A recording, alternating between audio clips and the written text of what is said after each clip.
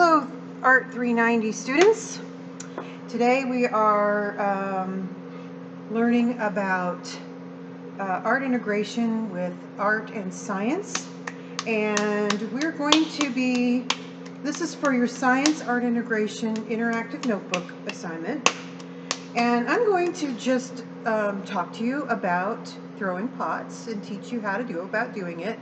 But in the process of doing that, I'm going to use quite a few science vocabulary words. Your assignment is to write all of them down that you hear.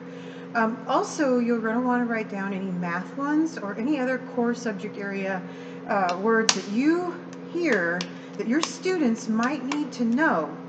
This is kind of going back to prior knowledge. And so something like this, a video like this, which you're welcome to use, it'll be on my YouTube station, you're welcome to use in your classrooms for as long as you want to, is a great way to give students experience with vocabulary words that you can refer back to as you go to teach them. So this is an opportunity to give students experience that will provide them with prior knowledge that they might not otherwise have. All right, so you should have your interactive notebook ready, and you should have a place to write down all of these on the correct pages, and I don't know what they are, but they're in the instructions, to write down every vocabulary word that you hear. I'm going to tell you, you will hear math and science ones really quickly, so you want to make sure that you get them all down. All right, so what we're going to do is we're going to be throwing on a wheel, and I'm going to get my clay into what's called a cone shape, and I'm going to put it in the center of my wheel head and bat. And the reason why I'm doing that is because, and why I'm hitting it so hard, is because I want it to stick. Otherwise, when I turn this wheel on, the force that the wheel produces will throw the clay right off, and we don't want that, okay? So I'm going to talk to you a little bit about centrifugal and centrifugal force, okay? And I'm going to talk to you about how that's used. I have to move this back. I'm afraid I'm going to get clay on my computer. Okay. All right, so you can see right now that my hand is jumping all over the place. And so I want to have my clay be nice and centered, and when it is centered, my hand will not move at all. You'll see how that works. What I'm using right now is centrifugal force, okay? So that means that it is center fleeing. It is moving from the center outward. Because I am still, I'm going to be the centrifugal, and I'm going to be having my energy center seeking. I'm going to be pushing the clay back in.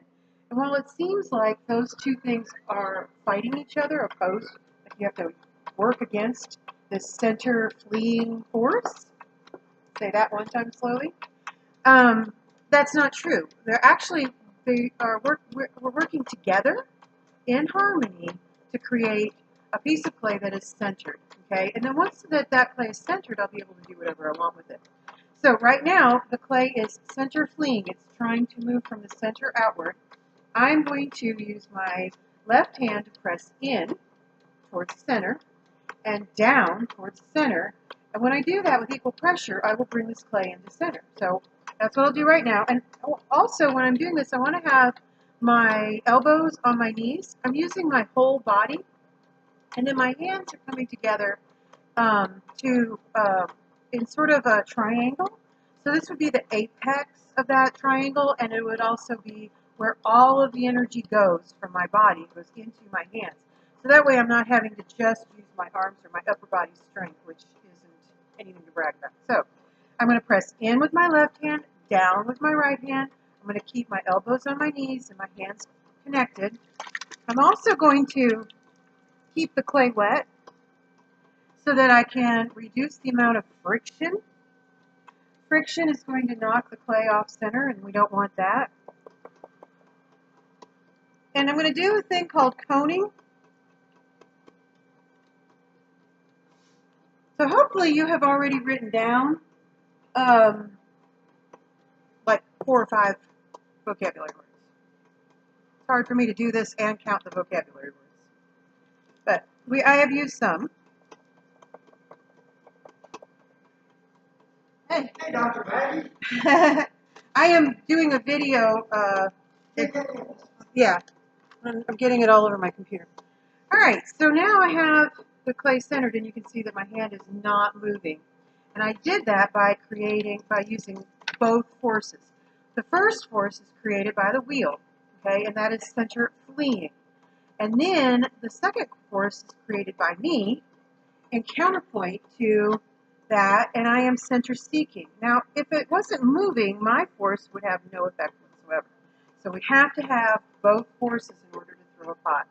All right, so I've done the first step in throwing a pot on the wheel, and I have centered it. Notice that my hand is still, and that means that it is time for me to do the next step. The first step is centering.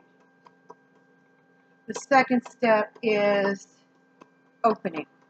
I'm going to slow the wheel down a little bit because what I'm doing now is going to be a little bit more precarious in terms of manipulating the clay. I'm going to keep my hands connected. I'm going to have my elbows on my knees, and I'm going to press down with my middle finger. I'm going to press down just far enough to where, you know, there's not a hole in the bottom and my Cheerios fall out. But I'm going to press far enough down to where my Cheerios have a place to be in the bowl. And I'm also going to avoid friction by keeping my clay wet. So the first thing that we did was centering. Hopefully you got that. The next thing that I'm doing, the next step is called opening. I'm keeping my hands connected, creating an apex of power that will help me with this. And now I'm going to press down. I'm going to bend my finger, and then I'm going to draw my finger back. It's going to be parallel to the bat. So I'm going to be pulling it back like this. I'm not going to be pulling it up in an arc. I'm going to be pulling it parallel to the bat so that the bottom of my bowl is nice and flat.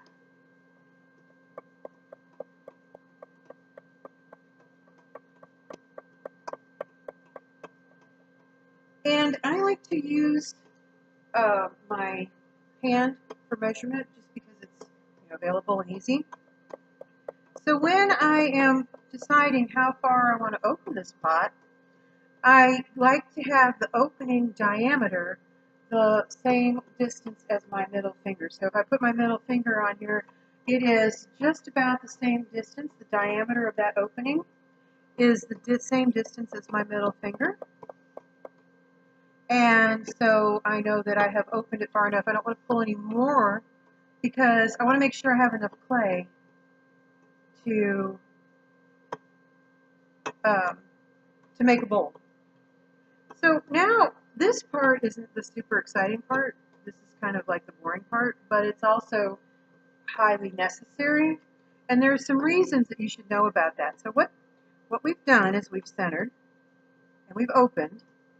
And this isn't generally thought of as a process of throwing pots, but it's actually one that everybody needs to do. And it's called compression. And there are reasons for that. So when you talk about clay, you're talking about a natural substance that operates in its own natural laws. And we've already talked about natural laws, right?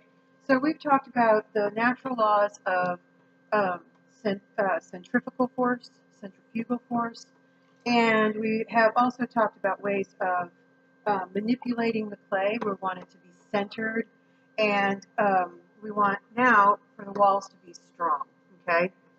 So when I do this, I'm not actually altering the shape of the clay right now. All I'm doing is pressing it together. And I'm spending my time doing this because clay is made up of little platelets. And those little platelets, when the clay's wet like this, are sitting like this. So if I start to pull and manipulate the clay, they're going to start to pull apart like this. And this makes your clay not strong. You want it to be strong so that as it goes through all the processes that it's going to go through, really high temperatures, changing from one thing to another, that it will be strong and it'll stay together. So when I compress it, those little platelets that are right now separated by water are going to start to come together, so that when I start to manipulate it, they'll still be together and they'll still be strong. One of the main things that happens when people first start throwing pots is everything cracks in the fire. And that is usually because they have not compressed their clay enough. It's not super exciting to watch. It's a lot like watching paint dry. But it is also really super necessary. Just like you can't really do anything until the paint dries. Anything that you do without compressing is going to be a little bit weak. So we're going to be strong, and we're going to go ahead and take the time that we need to compress the clay and get those little platelets to sit closer together. Now I'm going to slow down the wheel some more, and I'm going to do what's called pulling up the walls. Now, everybody does it differently, but I'm going to just show you the way I do it. The first thing is that because my wheel is spinning counterclockwise, I'm going to have my hands at what's called 3 o'clock, and that's like a round clock, 12, 3, 6, 9. I'm going to have my hands there. I'm going to actually connect them so that my thumb is over my right thumb is over my left index knuckle, and that's going to keep my fingers nice and strong. I'm still using this centrifugal force, okay? And this clay still wants to go from the center, and I'm still going to be pushing it back to the center. So we're still going to be working in concert, in harmony, to do what I want the clay to do. Now the thing about it is I'm using natural forces and natural law. What that means is that I have to conform to that law. The law is not going to conform to any mistakes I make. If I make mistakes, they'll show up in my pot. All right. So I'm going to squeeze the clay between my middle fingers, and when I do, that's going to make the walls taller. All right, so right now I have kind of a cylinder shape, and that's what I'm going to keep it in. I'm going to keep pressing more with my right hand, pressing in towards the center, because I want to start with that cylinder shape, and I'm going to try and get all the height that I want in 2 or 3 pulls. Sometimes it works, sometimes it doesn't. That's what you're going for. I'm going to slow it down just a little more. So the first thing I did was centering. The second thing I did was opening. Then I did the super boring thing, which is compression.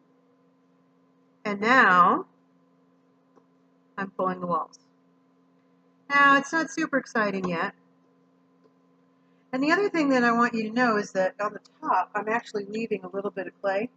And that's because at some point, I'm going to start pulling the clay away from the center. And when I do, if I don't have a lot of clay up here, there's not going to be anything for it to stretch out into. So I need more clay here so that as that diameter expands, there's clay enough for it to expand out. So I've pulled it once. I hope you're rooting for me because we're going to pull it up again.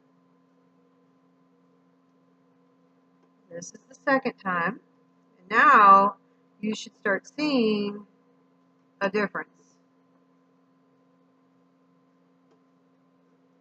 That's pulled twice.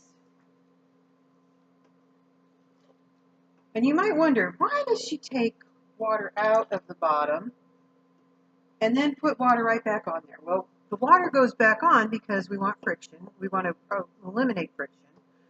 But I take the water out of there because remember, those platelets, if there's a lot of water, they're going to be separated and it's not going to be as strong. So the water is actually not strengthening the clay. It's just reducing the amount of friction. That's a whole different thing. So if I have a lot of water sitting at the bottom, then the bottom of my pot might not be as strong as I want it to be.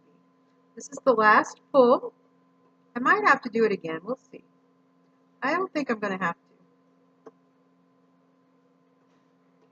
And so now I have a really good cylinder that I can then pull out to be a bowl. All right, so I have been pushing the clay towards the center, and now I'm going to turn it into a bowl form. So right now it's a cylinder. We'll just compress those walls a little bit more, make them a little bit more even.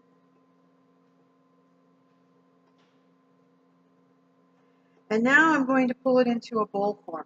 Now, when I do this, I'm still squeezing it between my middle fingers, but I'm actually going to be kind of drawing a line, okay? So even though this is 3 dimensions, we still use line. Artists still use line, even if we're throwing pots. And I'm going to, what I mean by that is as I pull the clay out, I'm going to draw a line of what I want the sides of my bowl to look like. So I'll start down here, and I'll pull it out here. So that's going to look like this movement. And you can see how that movement is kind of a line. Okay? All right, so let's do that. And be ready to be amazed, because it's a lot like magic, and you're really going to love this. All right, so here we go.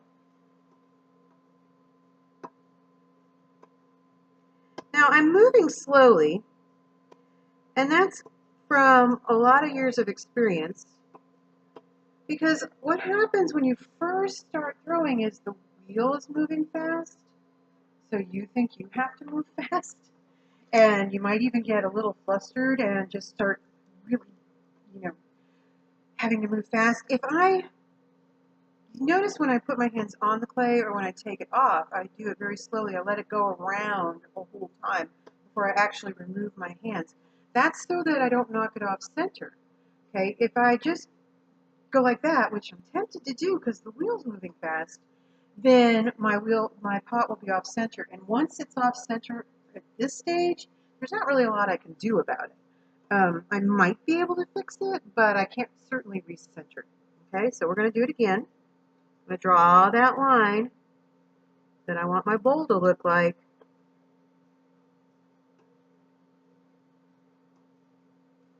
And I think I'm probably got this wheel going a little bit too fast, so I'm going to slow it down even more. I might even be a little nervous because I'm on camera and I'm throwing, and I want this to work out. It would be terrible if it didn't. Last time,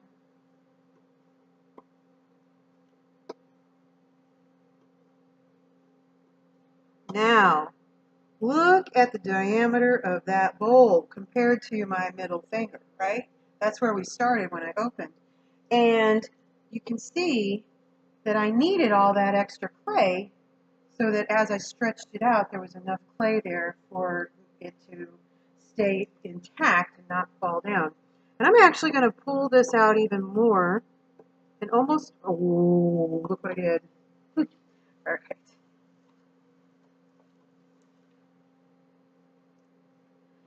All right. That was unfortunate.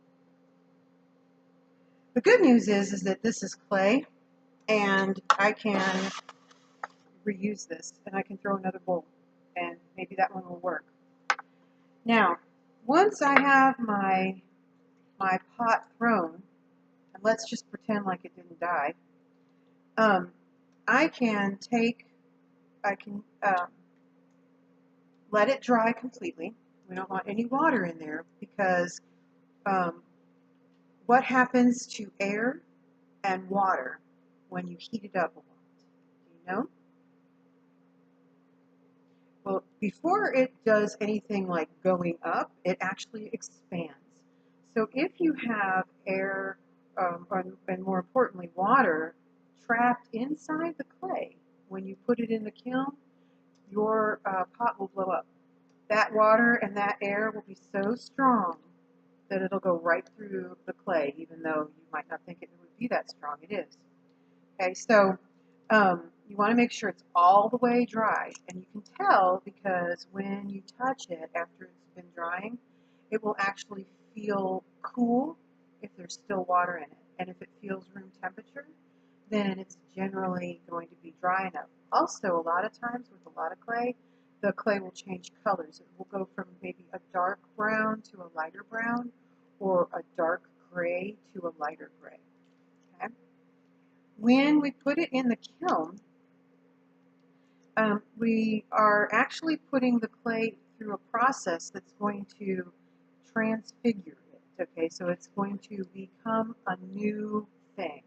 A lot like a caterpillar goes into its cocoon and then it turns into a butterfly and it'll never be a caterpillar again. When I take clay that's dried and maybe in a bowl shape and I put it into the kiln, and I fire it, when it gets to 1,000 degrees, it changes from clay into ceramic, which is mostly glass. Okay, and so it will never be clay again. Once you've done that, once it's gone past the 1,000 degrees, that the material of clay actually changes at a molecular level into a new substance, which is ceramic, which is pretty awesome, actually. Then you take it out of the kiln when it cools, because we're going to fire it to 1,485 degrees. That's really hot. And that's only low fire. Okay, that's a low temperature for ceramics. I'm going to fire it there, and when it comes out, it's going to be what's called bisque. And that means that it has changed from clay to ceramic, but it still will absorb water. We don't want that because we're going to use these bowls. We're going to put them in the dishwasher. We're going to put them in the microwave. So we want to make sure that it doesn't absorb any water at all, so we don't have any mold or any problems. And so we're going to put on glaze, which is actually, it looks like liquid because we grind it into a powder, and then we add liquid to it so it's easy to apply to the surface of your pot. But it's really a solid. Okay, so scientifically, it's a solid. When we put it into the kiln and we fire it, this time we're going to fire it to 2,250 degrees. When we do that, it will actually, when it reaches the melting point, it will turn into a liquid, and it will adhere itself to the surface of the pot. And then when we get it up to the temperature we want it to be, and then we let it cool off, as it starts to cool, it turns back into a solid. But now it's a solid sheet of glass. So that is the process of making a pot on a wheel from start to finish, from clay to a bowl that you can eat your Cheerios out of, and then you can rinse it out and put it into your dishwasher. You can put it in the microwave.